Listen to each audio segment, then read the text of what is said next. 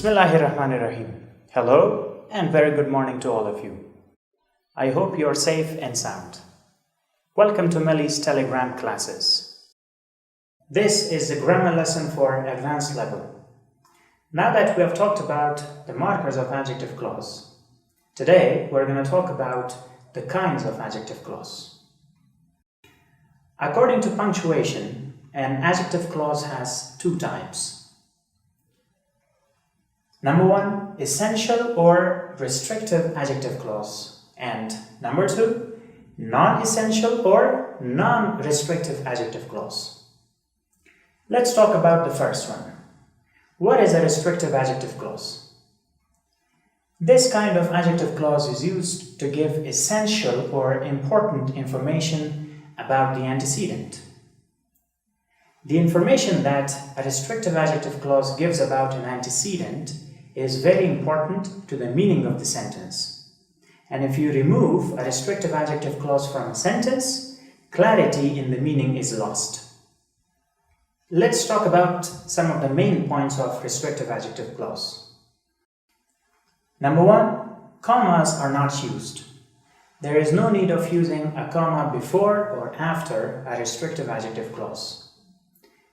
Number two, it is used with a common antecedent.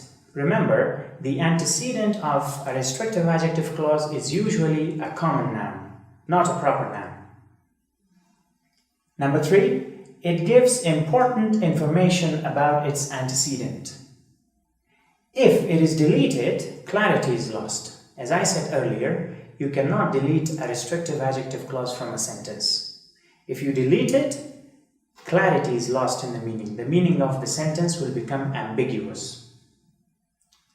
And number four, deletion of pronouns is possible in objective case. In objective case of the relative pronouns, we can delete a relative pronoun if the adjective clause is restrictive. Let's have some examples. Number one, the man who left his wallet is coming back for it. Here, the adjective clause is who left his wallet. And the meaning of this adjective clause is very important to the meaning of the sentence. So it is essential for us to know which man. The man who left his wallet. But if you simply say, the man is coming back for it, which man? It's not clear. Number two, the car which is made in Japan is expensive. It is important for us to know which car. The car which is made in Japan. Number three, the man whom Ali helps is poor. Which man whom Ali helps? Number four, the man Ali helps is poor. As I told you earlier, that if the relative pronoun is used in its objective case, we can delete it from the adjective clause if it is restrictive. So from this sentence, we have deleted whom, and it is still correct. Number two, non-essential or non-restrictive adjective clause. A clause that gives extra information about the antecedent is called non-essential or non-restrictive adjective clause. So remember, the information that a non-restrictive adjective clause gives about the antecedent is not important. It means that if you remove it from the sentence, clarity is not lost. The meaning of the sentence will still be clear. Let's talk about some main points. Number one, here commas are required. Remember, if we have a non-restrictive adjective clause, commas are must before and after the adjective clause. Number two, it is used with a proper antecedent. So the antecedent of a non-restrictive adjective clause is usually a proper noun. And number three, it gives extra information about the antecedent. As I told you earlier, it does not give important information. It gives extra information. For example, number one, Ali, who speaks Arabic, is Ahmad's brother. Here, the adjective clause is who speaks Arabic. And the antecedent is Ali. Ali is a proper noun. So if I use this adjective clause or not, the meaning of the sentence is clear. It is not essential for us to know what language Ali speaks. And if you see, we have used a comma before the adjective clause and also after the adjective clause. That's must. Number 2, my grandfather, who lives on a farm, said he would teach me to ride a horse.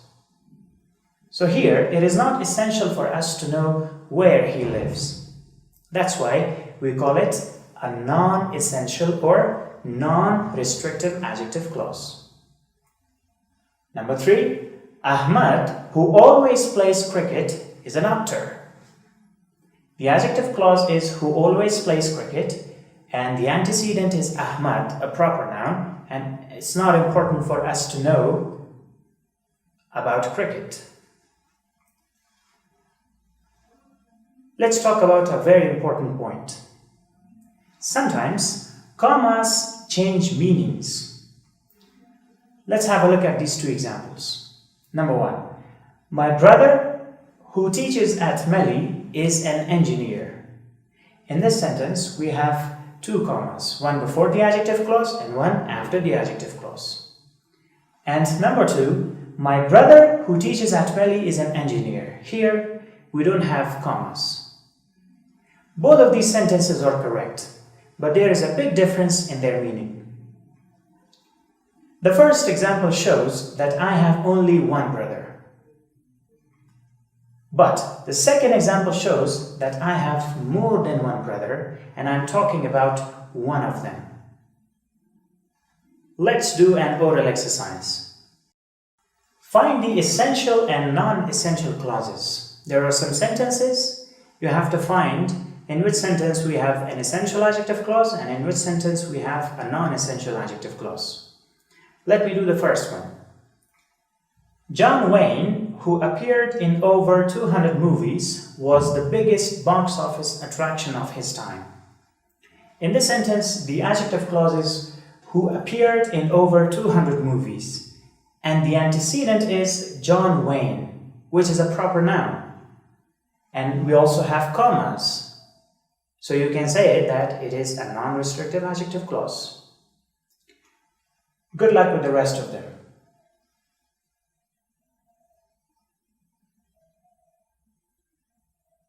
Let me tell you the answers. Number 2, I refuse to live in any house that Jack built. Here, the antecedent is house. It's a common noun. We don't have comma. That's why we can say that this adjective clause is non-essential or non-restrictive. Number 3, Nancy, who was born in a boxcar somewhere in Scotland, grows homesick every time she hears the wail of a train whistle. Here, the adjective clause is who was born in a boxcar somewhere in Scotland, and the antecedent is Nancy, which is a proper noun, and we also have commas before and after the adjective clause. That's why we can say that it is a non-essential adjective clause. Let's have some more.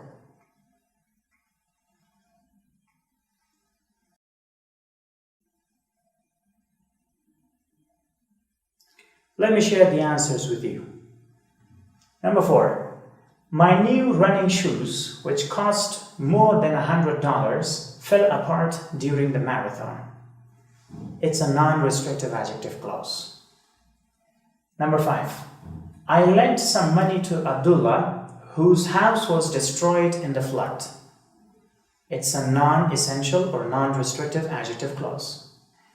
Number 6, the thing that impresses me the most about America is the way parents obey their children.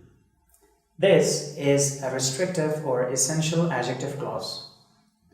And the last one, a physician who smokes and overeats has no right to criticize the personal habits of his patients. It's also a restrictive or essential adjective clause. This concludes our session for today. Do not forget the exercise that you have to perform after watching the same video. Remember this is just a short version of our today's lesson.